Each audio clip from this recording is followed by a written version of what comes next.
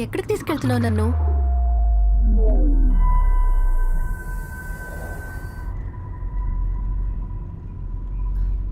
ఎక్కడికి తీసుకెళ్తున్నావు అని అడుగుతున్నా.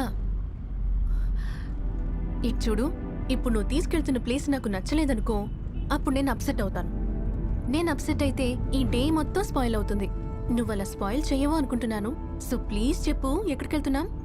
హే, ఈ డే స్పాయిల్ అవ్వకూడదని నీకన్నా ఎక్కువ నాకుంది. నేను ఎక్కడికి తీసుకెళ్తున్నానా అని కంగారు పడకు. నేను తీసుకెళ్లే చోటు నీకు నచ్చుతుంది. సరే, ఖచ్చితంగా నచ్చుతుంది. కానీ ఈ సస్పెన్స్ నచ్చట్లేదు. సో ప్లీజ్ చెప్పు, ఎక్కడికి వెళ్తున్నా?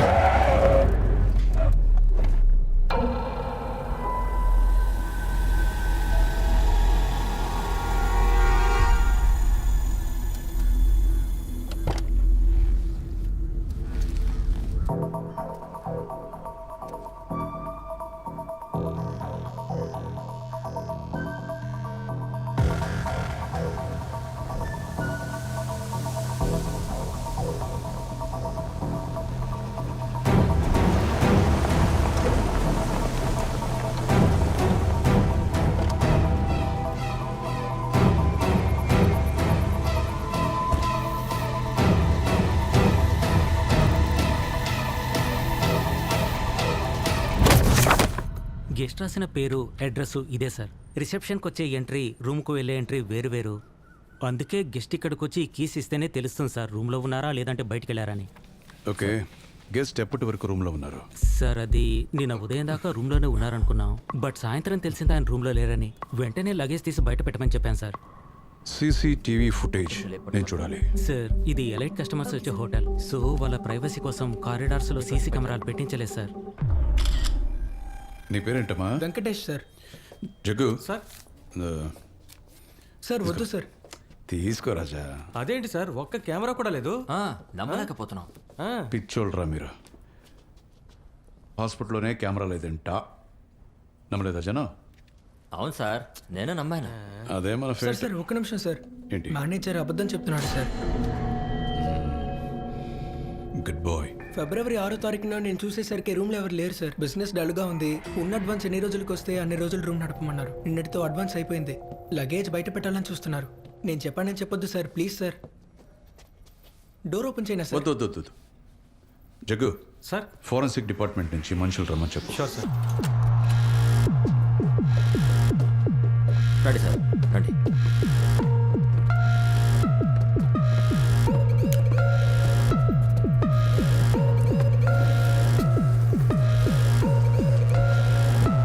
Okay, let's get started Muruganantham.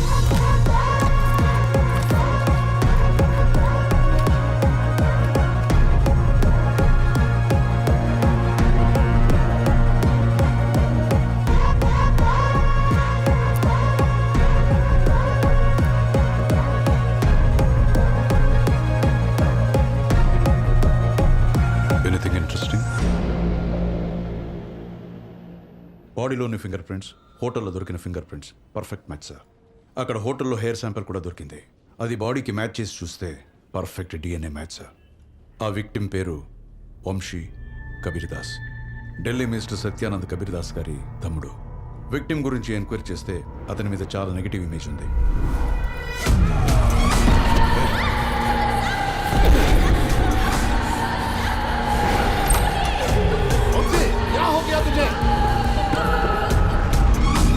వాళ్ళన్న సెక్రటరీ కూతురు మీద చాలా రోజులుగా అతని కన్నుపడింది.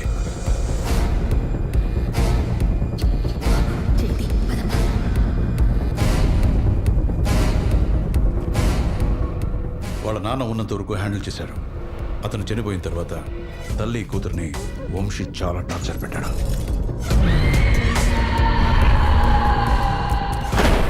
అతని టార్చర్ తట్టుకోలేక వాళ్ళు వైజాగ్ వచ్చేశారు. ఎక్కడున్నారా అని 2 ఏళ్లుగా వెతుకుతున్నాడు.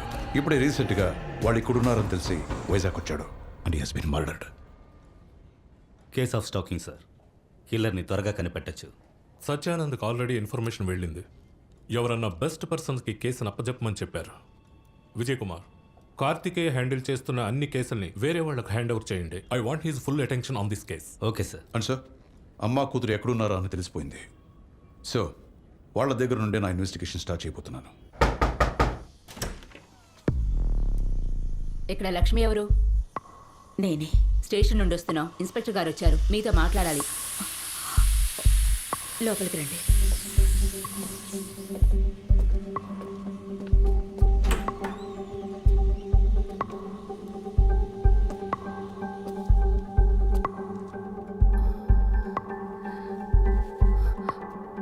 ఏంటమ్మా?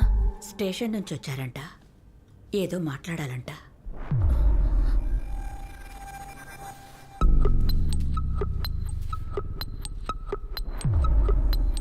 ఏం లేదమ్మా, ఈ ఇంట్లో ఎన్ని సంవత్సరాలుగా ఉంటున్నారు? 2 సంవత్సరాలుగా. ఎవరెవరు ఉంటున్నారు? నేను, నా కూతురు జయంతి. మీ హస్బెండ్? వాళ్ళ నాన్న చనిపోయారు. మీ హస్బెండ్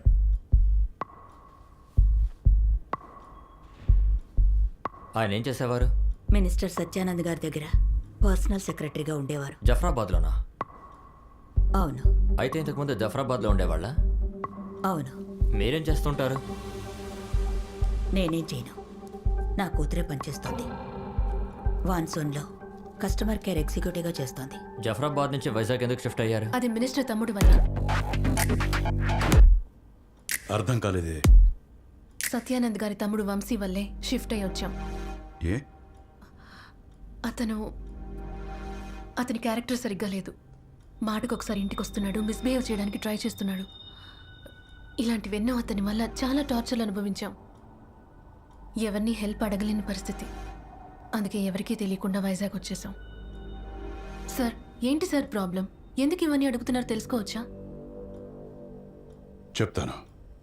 దానికి ముందు వంశీని చివరిసారిగా ఎప్పుడు చూశారు? ఒక 2 సంవత్సరాలు అయింది. అక్కడి నుంచి వచ్చిన తర్వాత అసలు చూడలేదు. నిజంగానా? అవును. ఫిబ్రవరి 6వ తేదీ ఎక్కడున్నారు, ఏం చేస్తున్నారు? Feb 6th. పోయిన థర్స్డే ఆఫీస్కి వెళ్ళొచ్చాను. ఎన్నింటికి? ఈవినింగ్ ఒక 6:30-7 మధ్యలో వచ్చా. యూజువలీ థర్స్డేస్ వర్క్ కొంచెం ఎక్కువగా ఉంటుంది. నా ఫ్రెండ్ లతాని డ్రాప్ చేసింది. వచ్చిన తర్వాత ఏం చేశారో ఏమైనా గుర్తుందా? వచ్చాక బయటికి ఎక్కడికి వెళ్ళలేదు, ఇంట్లోనే ఉన్నాను. ఓకే. ఏం లేదు, వంశీ మీకోసం వైజాగ్ వచ్చాడు. వచ్చిన తర్వాత అతని మర్డర్ అయింది. ఎంక్వైరీ చేస్తే అతని క్యారెక్టర్ బాగాలేదని తెలిసింది. మీరేం కంగారు పడద్దు, ఇదంతా బేసిక్ ఫార్మాలిటీసే. అవసరం అనిపిస్తే మళ్ళీ వస్తాం. కోఆపరేట్ చేస్తే చాలు. అంతే కదా? Sir. Thank you so much.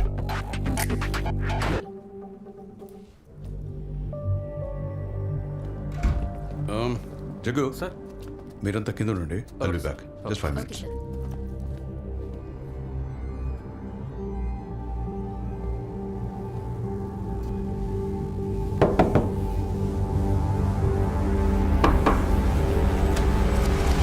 DCP Karthikeya, కొంచెం మాట్లాడొచ్చా?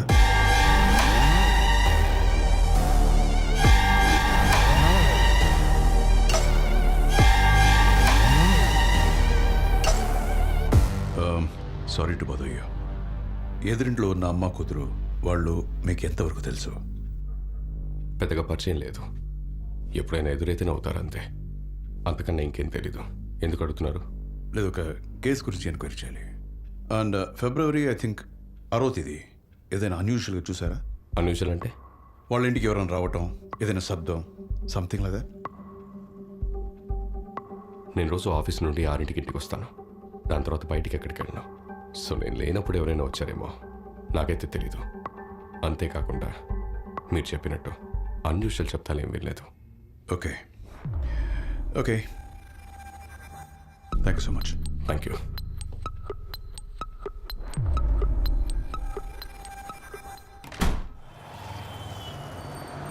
నాకెందుకో వాళ్ళు నిజమే చెప్తున్నారు అనిపిస్తాను సార్. అవును సార్, 2 ఆడవాళ్ళ వల్ల ఇలాంటి పని జరగడం కష్టం సార్. ముందు అమ్మాయి చెప్పింది కరెక్టా తప్ప అని క్రాస్ చెక్ చేయండి. ఆ అమ్మాయి ఫ్రెండ్ పేరేంటి? లతా సార్. లత. ఆమె గురించి ఎంక్వైరీ చేయండి. Okay sir. హలో. నేను ప్రభాకర్ని మాట్లాడుతున్నాను. ఆ, చెప్పండి. నిన్న మీ ఇంటికి ఎవరైనా ఇన్స్పెక్టర్ వచ్చాడా? అవును, వచ్చాడు. ఏమడిగాడు? మీరేం అడుగుతారని చెప్పారో అదే మమ్మల్ని అడిగాడు. దానికి మీరేం చెప్పారు? మీరు ఏం చెప్పమని చెప్పారో అదే మేము చెప్పాం. అది అతను నమ్మాడు అనిపించిందా? మ్మ్. నమ్మాడనే అనుకుంటున్నా. ఎందుకంటే దాని తర్వాత ఇంకేమీ అతను మమ్మల్ని అడగలేదు. ఇంకేమనుందా? ఇంకేమన్నా అంటే? ఏం లేదు, మీరేం కంగారు పడకండి. ఈ సమస్య అంతా త్వరలో సాల్వ్ అయిపోతుంది. ఉంటాను.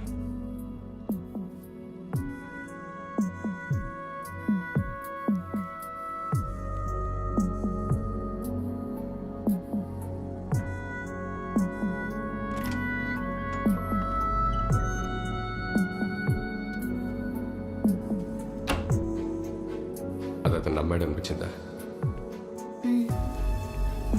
నమ్మాడనే అనుకుంటున్నా. ఎందుకంటే దాని తర్వాత ఇంకేమీ అతను మమ్మల్ని అడగలేదు. మీరేం కంగారు పడకండి. ఈ సమస్య అంతా త్వరలో సాల్వ్ అయిపోతుంది. నిజంగా ఇది సాల్వ్ అవుతుందా, లేక అనవసరంగా వాళ్ళకి నమ్మకం కలిగిస్తున్నానా? ఎందుకు ఎక్కువగా ఆలోచిస్తున్నావు? ఏమను? ఎందుకు ఎక్కువగా ఆలోచిస్తున్నావు అన్నాను.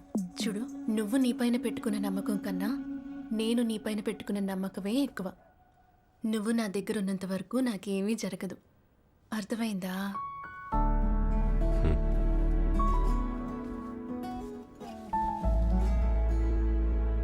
నేనేం చెప్పకుండానే నేనేం ఆలోచిస్తున్నానో నువ్వు చెప్పగలవా? అందరి గురించి అడిగితే చెప్పలేను, కానీ నీ గురించి చెప్పగలను. అంతగా నీకు నా గురించి తెలుసా? మ్,